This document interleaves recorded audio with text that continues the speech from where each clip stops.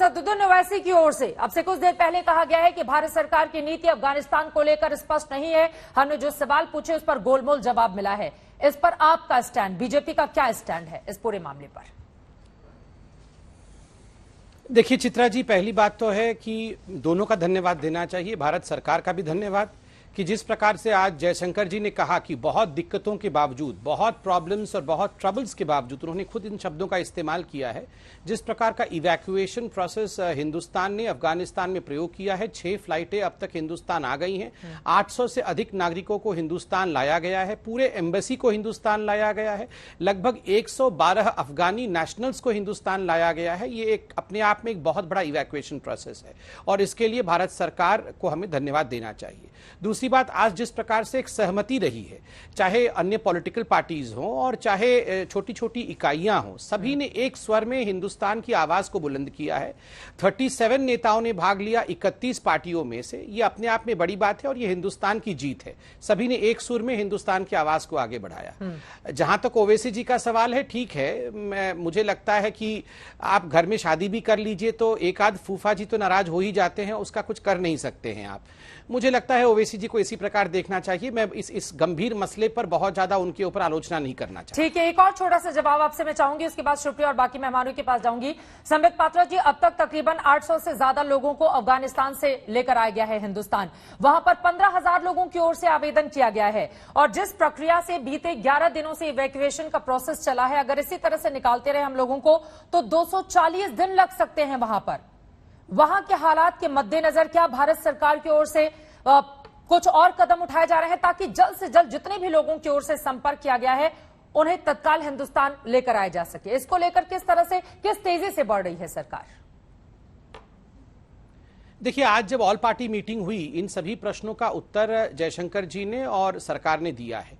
किस प्रकार से व्हाट्सएप ग्रुप के माध्यम से कितने सवाल पूछे गए, जो हेल्प डेस्क है उसमें किस प्रकार से लगभग 15,000 लोगों का केवल आवेदन भारत आने के लिए नहीं था, बहुत सारे विषयों के लिए संपर्क किए गए। कुछ लोग ऐसे भी थे जो यूरोप के थे, कुछ लोग ऐसे भी थे जो अमेरिका के थे। उन लोगों ने भी हेल्प डेस्क को अप्रोच किया है सुविधाएं जानने के लिए कि आखिर कोई कनेक्टिंग फ्लाइट है क्या, क्या हम इसकी सहूलियत ले सकते हैं। तो बहुत सारे विषयों पे हेल्प डेस्क कनेक्ट किया गया है। तो इन सारी चीजों को ध्यान में रखते हुए आज प्रश्नोत्तरी में यह भी बताया गया कि ई वीजा के सिस्टम को आरंभ किया गया है। लगभग 800 से अधिक हिंदुस्तानियों को वापस हम हिंदुस्तान लेके आए हैं और जल्दी से जल्दी किस प्रकार से बाकी लोगों को भी लाया जाए, इसकी भी चिंता सरकार कर रही है। सरकार ने कहा बहुत सारे ऐसे लोग हैं जिनको सूचना पहुंचने के बावजूद भी वो समय पे एयरपोर्ट नहीं पहुंच पाए क्योंकि वहां के हालात बहुत ही खराब है, तो इस कारण से वो छूट गए हैं। उनको किस प्रकार लाना है उसके लिए भी त्वरितता भारत की सरकार दिखा रही है। सुप्रिया श्रीनेश जी, कम से कम आज भारत सरकार का जो स्टैंड रहा है, सर्वदलीय बैठक के जरिए कांग्रेस पार्टी ने भी उसमें बहुत सारे मुद्दों पर हामी भरी है, तो अब स्थिति बेहतर है ना? विपक्षी दलों की भी तमाम राय को लेकर सरकार अब आगे बढ़ रही है अफगानिस्तान के मुद्दे पर।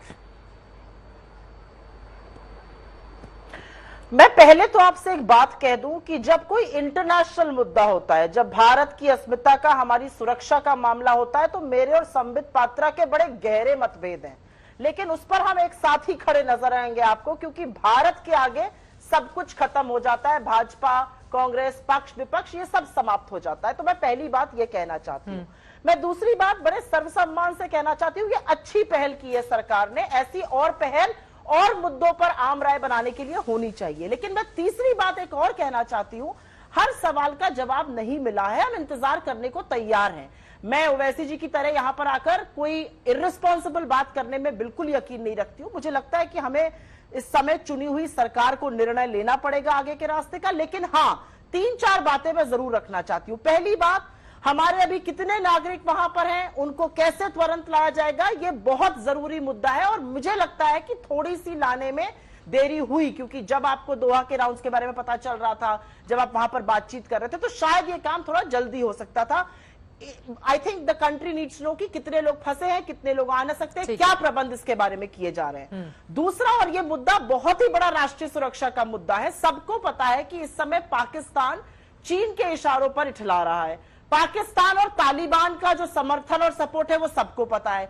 इसलिए जरूरत है कि एंटी काउंटर टेररिज्म मेजर्स हमारे जेएनके में, हमारी बॉर्डर एरियाज पर और पुख्ता किए जाए, क्योंकि राष्ट्रीय सुरक्षा के साथ हम लोग कोई खिलवाड़ बर्दाश्त नहीं करेंगे। मैं तीसरी बात यह जरूर कहना चाहती हूं कि मुझे याद है अटल बिहारी वाजपेयी जी ने 15 और 30 सितंबर 2001 को, मुझे शायद तारीख भी ठीक से याद है, उन्होंने विपक्ष की ब्रीफिंग करी थी जब यूएस ने अफगान का इन्वेजन किया था। मैं खुश हूं कि यहां पर भी ब्रीफिंग हुई है, लेकिन अगर प्रधानमंत्री महोदय इस ब्रीफिंग को करते तो शायद इसमें ज्यादा वजन, ज्यादा विजन पता चलता। और मैं चौथी अंतिम बात अपनी ये कह के खत्म करूंगी कि इस पूरे मुद्दे से सरकार को समझना पड़ेगा, और मैं चाहती हूं कि वो समझे कि विदेश नीति एक बड़ी परिपक्व तरीके से की जाती है। फोटो अपॉर्चुनिटी विदेश नीति का जो है सब्स्टिट्यूट नहीं हो सकता है। आज चाहे देश में हो चाहे विदेश में हो, आम सहमति बनाने की जरूरत है। लेकिन मैं ये कहूंगी कि रशिया ने हमको ट्रोइका प्लस से बाहर रखा, अमेरिका ने 100 देशों के साथ बयान दिया जिसमें भारत नहीं था।